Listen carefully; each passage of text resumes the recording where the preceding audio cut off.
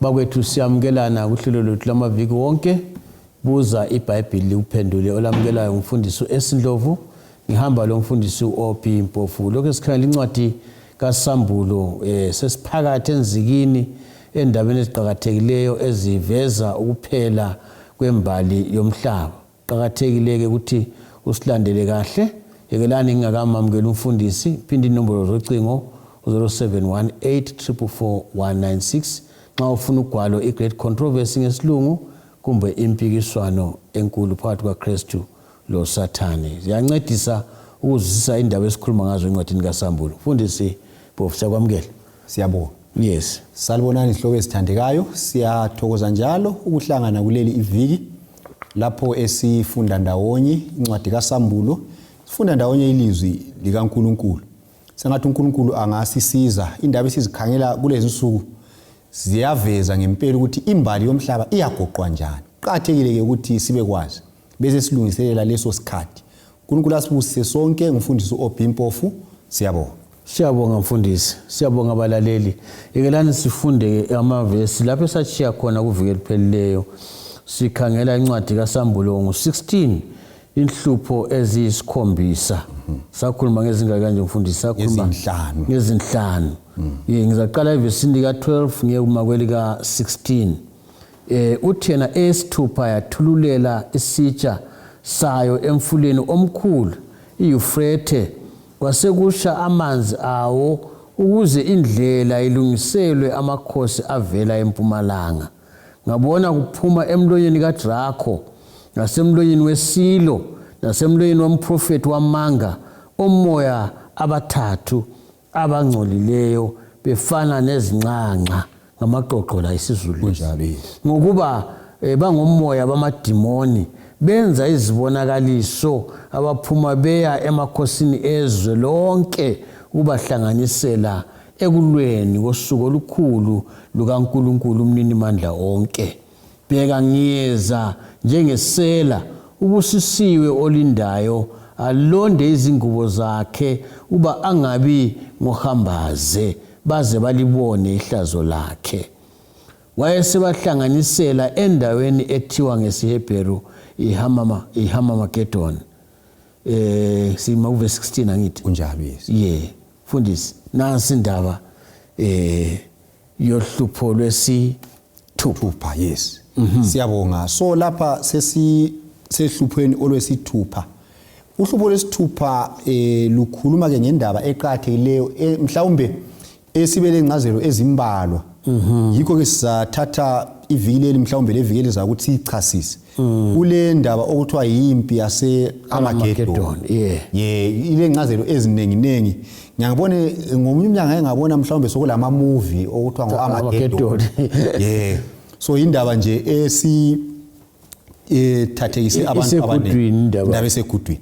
So lapha ke nxa kuvulwa kumbe kuthelwa uhlupho lwesithupha kulezi zinto ezimbalwa lapha ezenzakalayo esifisa ukuthi sizichasise.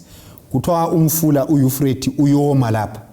Ukoma komfula uEufrate abafundi beBhayibheli ke bayavumelana ukuthi umfula uEufrate umelele ukwahlukana phakathi kwama-continents omhlaba impumalanga lentshonalanga. Kanjona usincede abanye geography sabaleke eclassini mfundisi. Umfula uEufrate singathi thina ngumfula oyehlukanisa esingathi thina yiWestern Europe neEastern Europe. So yikho esingakuthi so uwoma kwawo kuthi ukuthi kuzakhitshwa umngcele ukuze amazwe lawa abambane abe seyebumba into enjani eyodwa ehlasela abantu bakaNkulunkulu. Yikho esikubonayo lapha. So nxa sisiya phambili ngoba ungakayikhatshana mfundisi ufuna uvele ehlukanisa kunjalo kunjalo so nxa usoma sebehlangana kunjalo. So lapha sibona kulembuso kumbe amandla amathathu ahlanganayo abumba ngesikhiwo okubizwa kuthiwa yi-alliance. Ungafunda laphana kubonakala iSilo kubonakale uDrakho kubonakale umprofeti wamanga. So ivile ke sifisa ukuthi sigcile amandla amathathu la amandla amathathu sifisa ukuthi sigcile ke ekuchasiseni khona lokho. Ungananzelela amandla la amathathu ngamandla aphikisana loNkulunkulu siza kuchasisa siya phambili ukuthi ameleni kodwa esifithi sikuthinte kathesi kuthiwa kubonakala kuphuma lapha imimoya engcolileyo emadimoni imoya yamadimoni kuthiwa imimoya efana lamaxoxo lapha sithi nxa ungathatha umfanekiso nje owamaxoxo ngesikhathi sezulu lapha sibona ukuthi isystem siyakhumbula ukuthi ke sakhuluma indaba yeBabylon ukuthi ngolimi lwesiHebheru ukuthi Babylon kuthi ukusanganiseka iconfusion ngesikhiwo so lokho kugcizelela umnakano la ubonakala kwamaxoxo ayaxokozela alomsindo so lapha sibona ukuthi isystem leyi elokusanganiseka isystem yeBabylon isystem ele confusion lokuxokozela lokuxubanisa inkolo lesiphithiphithi elithi isiphithiphithi mbona ngathi yilo isiphithiphithi samaxoxo yiso esisibonayo lapha so kuhle kusitshengise ukuthi lapha nxa sikhuluma indaba yeArmageddon sikhuluma lo mbuso wobumnyama umbuso wesiphithiphithi umbuso ophikisana lo mbuso kaNkulunkulu njalo okunye esikufundayo futhi lapha ukuthi imbuso le yamadimoni isebenza lembuso yomhlaba lokho sibuyela emnakanweni esike sawuthinta sikhuluma ngesilo ukuthi isilo samukela amandla aso evela kuDrago lapha usinanzelela ukuthi kuthiwa imimoya le njengamaxoxo yimimoya yamadimoni kusho ukuthi imimoya le iyahlasela amakhosi omhlaba amakhosi omhlaba abe seyechaya imithetho hathi bezenzela bona kodwa bachaya imithetho befuqwa yimimoya yamadimoni and thina siyakwazi ukuthi nxa sikhuluma amadimoni sikhuluma ingilosi eziwileyo ezikasezawa lo Satan ingilosi ezawa lo Satan lo Satan uqobo lwakhe onguye induna yamadimoni so kusitsho ukuthi indaba esikhuluma ngayo la yindaba evela esigodlweni sika Satan uSathani uyabe esesenza ukuhlasela kwakhe kokugcina ehlasela umthetho kaNkulunkulu labantu bakaNkulunkulu okugcina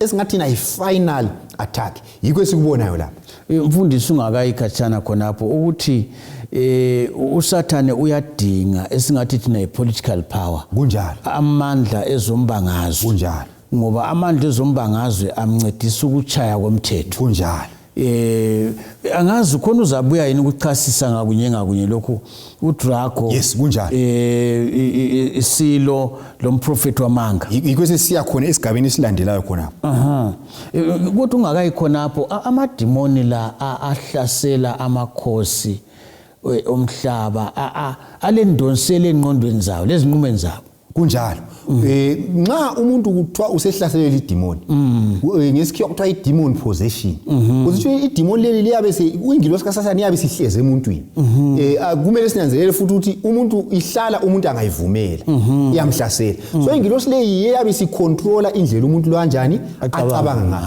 yikho uzathola ukuthi even umuntu nxa esedemoni uyaba lamandla aphezulu kwamandla emvelo ngoba kuyabe sokulidemoni elisebenza kuye umuntu lo kumbe limsebenzisayo yikho sikubonayo la so amakhosi la akawenzi kawazenzi liba lelihlekelele kawazenzi bayenziwa ngamademoni kunjalo into enzima kakhulu le usuthi uzachasisa ke ukuthi kumeleni ngakunye ngakunye mhlawumbe siyabo so sesikhangela lapho ukuthi uDrago ngubani isilo ngubani umprofeti wamanga ngubani so nxa sikhangela eBhayibhelini uDrago nguSathane uSathane usebenzisa inkolo bani uSathane inkolo agcile kuyo kakhulu inkolo yamadlozi inkolo le yamadlozi iyatholakala kumasiko wonke abantu kodwa itholakala ngokuchiyana kwayo kulento ebizwa kuthiwa ngesikhiwa kuthiwa immortality of the soul ukuthi enkolweni phose zonke zomhlaba abantu balenkolo yona leyo ukuthi umuntu angafa uyaguquka aye kwenye indawo kumbe kulokunye okungafiwe nxa umuntu enjani esifa so uSathane khonapho yikho azibambe khona kayekeli and ngeyinye yezindlela zakhe kumbe emfundiso zakhe azazisebenzisa ukulungiselela abantu kuyona le impi yaseArmageddon inkolo yokuthi abantu abafileyo abanye bathi baba ngamadlozi abanye bathi baye ezulwini abanye bathi baye purgatory kuyalinda ukuthi bakhuleke kubuya ngezindlela ezitshiyetshiyeneyo kodwa kujonge ukuthi abantu badonswe izinkolo zamadimoni ngoba nxa sesingena khonapho enkolweni zona lezo ukuthi sesidlelana lamadimoni nxa sesidlelana lamadimoni amadimoni ayathumba umuntu egcine engasalaleli intando kabani kaNkulunkulu so uDrago nguSathane esebenzisa inkolo zamadlozi then isilo ngamandla obupapa ipurpose so ukuthi kuhlangana uDrago la inkolo zamadlozi lo Popo lo Popo le purpose kube sokuhlangana okuthiwa ngumprofeti wamanga prophet wamanga eAmerica kumbe okuthiwa iProtestant apostate protestantism esike sakuthinta ukuthi iAmerica yaqalisa imela okulungileyo ikhothi izaguquka igcine isingasamela okunjani okulungileyo yikho kuthiwa ngumprofeti wani wamanga so ukuthi lapha kuhlangana uDrago kuhlangane isilo ipurpose bese kuhlangana leAmerica lezinye inkolo khona phezulu ngaphansi kwaAmerica ezazi inkolo ezazithembekile kodwa ezingasathembekanga yizo kuthiwa abaprofeti bani bamanga so bengithi ungakadluli imfundiso uhambe kancane lapho ukuze singachiya abanye kunjalo isikhathi sisesekhona kunjalo ukuthi iAmerica lapha sake sakhuluma ngayo kunjalo inkolo le ehlubukileyo ngibona ngani okuyibambanisa le purpose kumbe lobupopo kumbe le Catholic Church yiSunday kakhulu ngibona khonoko kumele sikukhiphe kuyo sigcekene umcijo oqhathekile ngoba kuzafika esigabeni ke esokuthi isiKristu sizasala sesilamabandla amabili ibandla elikhonza ngeSunday lebandla elikhonza ngeSabatha yikho uzaba le ngqabano khona sokuthiwa hayi umhlaba wonke ukhonza sungamaKristu sesiphumelele ukuthi senze umhlaba wonke ngamaKristu kodwa silonsuku ezimbili ezokukhonza yikho lapho sokuzathiwa right nxa sezilensuku ezimbili ezokukhonza ngobana kumele batshintshe usuku lwabo lokukhonza kuza kube sokuthiwa laba abakhonza ngeSabatha balutshwane njalo iSabatha ngeyamaJuda kodwa umhlaba wonke usuvumile ngoba lakathi ungakukhangela njengelihlo nje elibanzi amabandla amaningi vela khonza nini ngeSunday so ukuthi babambane kulula abekona indaba so yisi isigaba esiyafika khona lapha so ipurpose isebenzisa amandla eAmerica izathi ngisithi asichayini umthetho la ukuthi abantu bonke bakhonze ngani ngesonto babe sebechaya umthetho nalo bese uthiwa ungakhonzi ngesonto so kumele ahlasele ngoba nguye ongacooperate ongahlanganyeli labanye abantu yikho sokuyaqalisa khona ke ama national Sunday laws but bayahlangana ke njalo kumele sinanzelele ukuthi into lonke lezi senzakala kulokusebenza kwamademoni la lemimoya evela kuDrago ethumba ingqondo zabo bani zabantu yikho kumele sikunanzelele uSathane uyakwazi kwenza mfundisi nxa sikhuluma ngendaba ngifuna ke sipile kancane bonawo bathathu lapha kungaba khona yini ukuqhakatheka ukuthi uSathane bengazenzele yedwa ipurpose layo ngale la leAmerica kuqhakatheka kangakanani ukuthi bahlangane siyabo ngikhumbula lapha indaba eBhabheli uGenesis 11 ukuthi uNkulunkulu wathi abantu laba sebebambene kakhulu singabayekela into yabo kanjani ingaphumelela so lapha siyabona ukuthi ukubambana kwamandla amanengi kuyayenza ukuthi impumela ibe lamandla so lapha uzathola ukuthi omunye lomunye ubuya ulomlando wakhe indaba esiyibona so uzananze ukuthi uDrago njengoba sikuveza ukuthi uDrago uzibonakalisa ngenkolo zamademoni so amademoni asebenzani ayathumba ingqondo zabo bani zabantu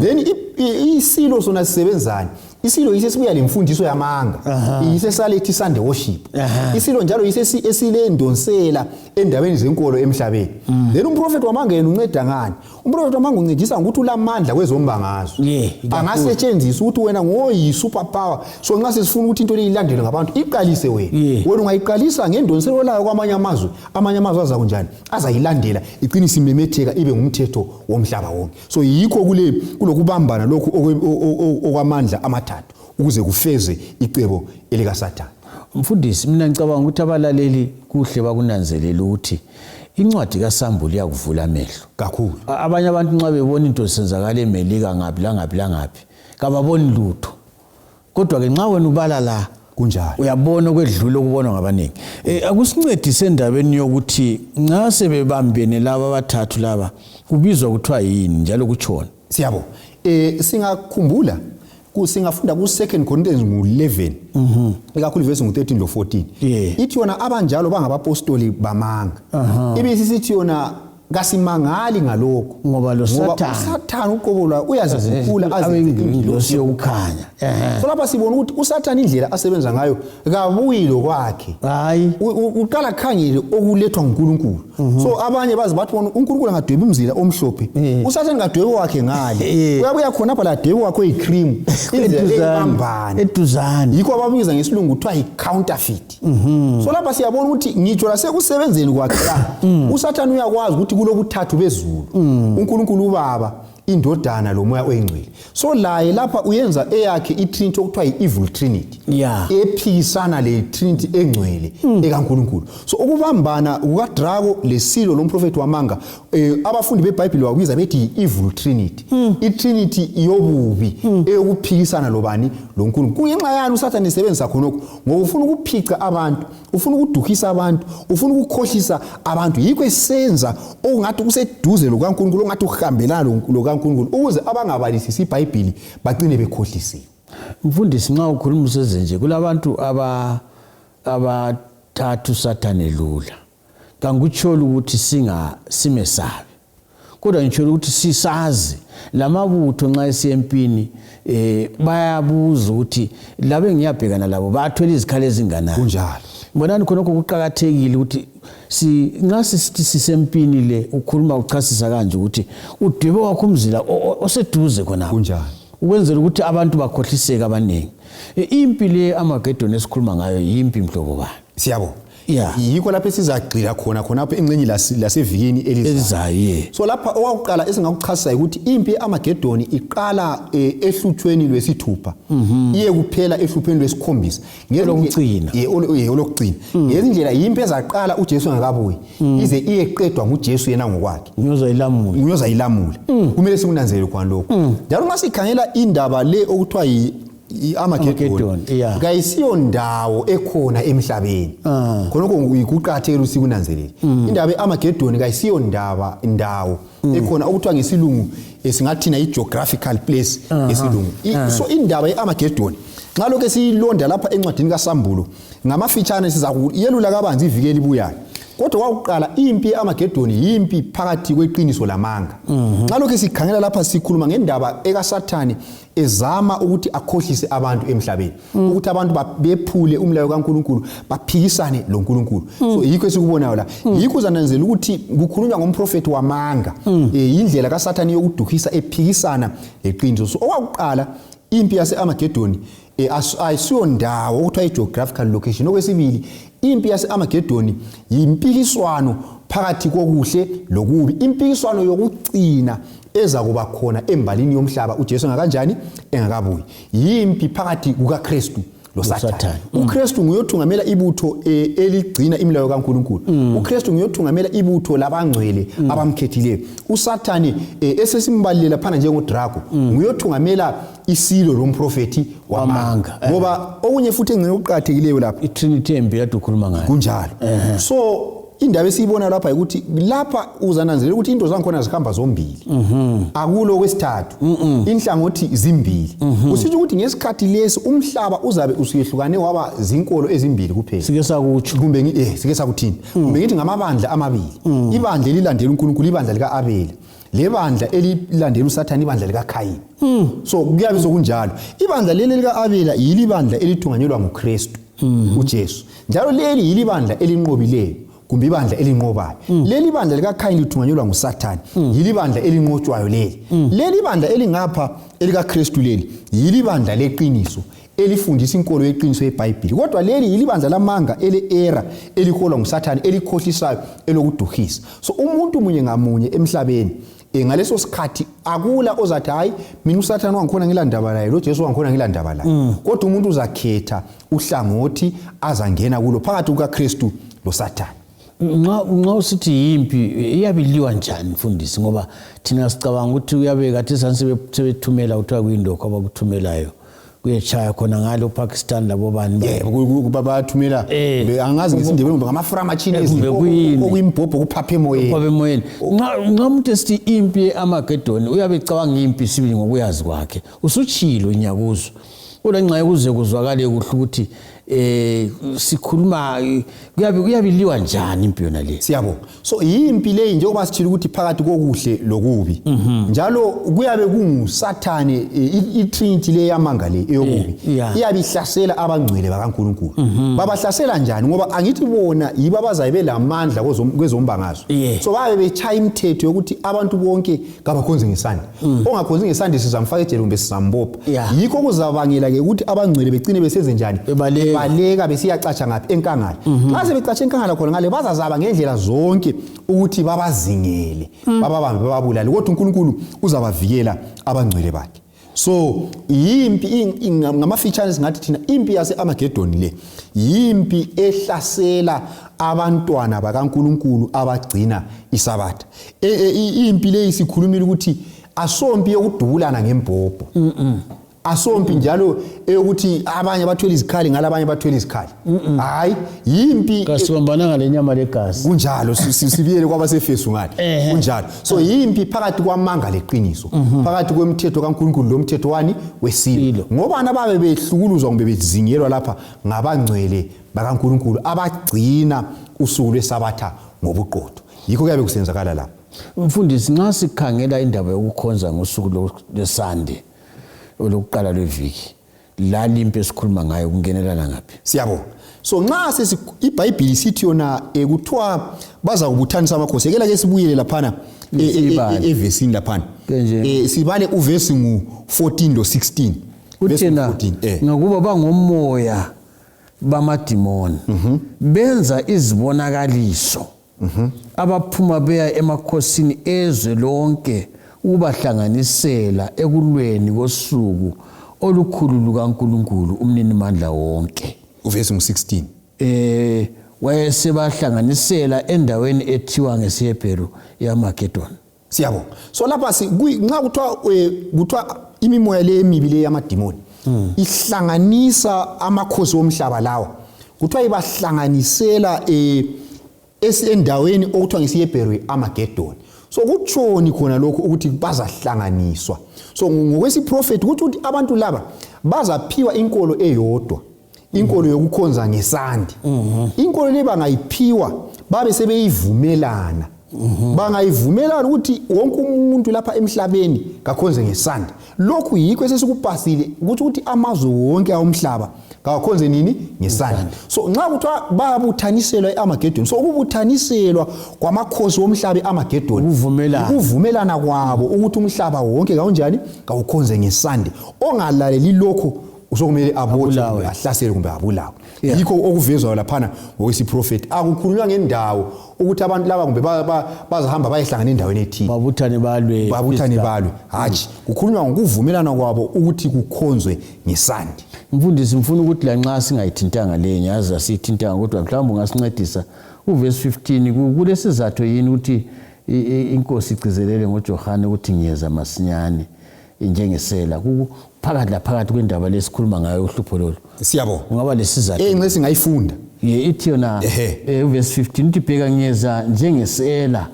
ubusisiwe olondayo olindayo alonde izingubo zakhe ukuba angabi ngohambaze baze balibone ihlazo lakhe. So lapha uJesu ukhumbuza uJohane labafundi beBhayibheli ukuthi ungakhangela indlela okuyenzakala ngayo la abantu laba nxa besilwa besenza lezi zinto zonke esindebeleni kuthiwa bengagqize eqhakala ngabantu abangesabi lutho. So uJesu nxa ingenisa ukuza kwakhe lapha uveza ukuthi thina njengabantwana bakaNkulunkulu kumele silimuke. Ukhuluma labakhe. Yes. Kumele silimuke ukuthi singafuzi laba abantu abaphila emhlabeni sengathi uNkulunkulu kanjani kakho. Yikho uJesu abesithi nxa uphila emhlabeni nanzelela ungaphili sengathi uNkulunkulu akuhlala unjani ulindile. Njalo gcina ingubo zakho zihlambulukile. Ukugcina ingubo zakho zihlambulukile ukuthi kufanele uxhumane loJesu ube suvuma ukuthi uJesu akuhlambulule isimilo sakho ukuze nxa esiza akuthole ulungele ukuyangena embusweni wakhe. So uJesu ukhumbuza abantu abakuthi nxa into lezi zonke zisenzakala lingabi lengqondo efana leyabo eyokuphila emhlabeni sengathi uNkulunkulu kakho. Qaphela hlala ulindile. Uyabuyela mfundisi ukuvikelana sesakhuluma ngendaba yokulungiselela uphawu lesilo. Kunjalo. Ngibona ngazathi siyabonga kakhulu. Ungathini ngamafitshane nxa sisiyayigqiba ukuthi indaba le nxa sifunda ikakhulu empi Armageddon lokuthi kuzatshaya umthetho omhlaba wonke okuthiwa yi-National Sunday Law ezabamba abantu ngamandla kungakhatheli ukuthi ngaphi komhlaba ukuthi bagcina usuku lokuqala lweviki. Khona ungakhangela kathesi akula ndawo ongacatsha khona mfundisi. Kunjalo. Uthi wena uthi kangaziwa nxa ungena khona apha ebulenjini ukhona vele uyaziwa. Akula muntu ongathi kaziwa. Akula muntu ongathi kaziwa. Ungathini nxa siyiphetha indaba ye-Armageddon ukuthi kuyini sibili esingaphuma lakho okuqhakathekileyo okumele sikubambe okunjengalokho okuthintileyo ukuthi uJesu uthi ngiza njengesela. Ngoba isela phela kalikutsheli. Hayi kalimemezeli libuya ngesikhathi ungaqaphelanga. Kungatshoni kulabo abamthandayo uJesu. Siyabonga. So lapha sifunda ukuthi singalindeli kusasa. Ukuthi ngithi hayi uJesu ngizamamukela kusasa. Ngizaba serious kusasa. Yiko uJesu sithi ngiza njengesela. Singa kulabanye abathi hayi njengoba iArmageddon kuyinto ezabuya sokulo National Sunday Law. Othi ngithesi yekela ngeke ngidlale. Nxa ngavenizo sokuthiwa sokubaleka sokuye ezintabeni nami ngizajoyina. uJesu uthi qaphela ngiza njengesela. Ngiza njengesela. Okucabangelayo wena kusoze kuyenzakala. Izinto lezi zingenzakala ulibele zikujume. Hlala ulindile uxhumana noJesu. Okwenza sifunde lapha ukuthi isifiso sethu ukuthi umuntu wonke abe sehlangothini lukaJesu. Ngoba uSathane ngazazama umzamo onganani unqotshiwe. Njalo lo umzamo weArmageddon ngumzamo kaSathane wokucina ukuthi adonsele abantu ehlangothini lwakhe. So impi enkulu kulazo zonke yimbi emayelana ngawe ukuthi wena ube kuluphi uhlangothi. Sehlangothini lukaKristu, sehlangothini lukaSathane yini. Kodwa ngifisa ukuthi ongizwayo abe sehlangothini lukaKristu ngoba luhlangothi lokunqoba luhlangothi lwempilo engaphelile. Siyabonga mfundisi balaleli nasi indaba nasi inqobe umfundisi uMpofu asinika yona woba sohlangothini lukaJesu. uJesu sehlangothini lwakho kodwa wena woba sohlangothini lwakhe. uJesu vele uhlala esidinga, uhlala esimema, uhlala esilandela. Thina kasikhetheni ubana sime laye ungumnqobi. Bonke abasohlangothini lukaSathane balwa impi enqotshiweyo. Ohlangothini lukaJesu kulempi enqobayo. Inkosi kubusise ube lokukhetha okuhle. Kasidibane njalo kuvikelizayo sixoxa ngale indaba yeArmageddon, impi yokugcina ezadiliza umhlaba. Inkosi ibe lawe. Siyabonga.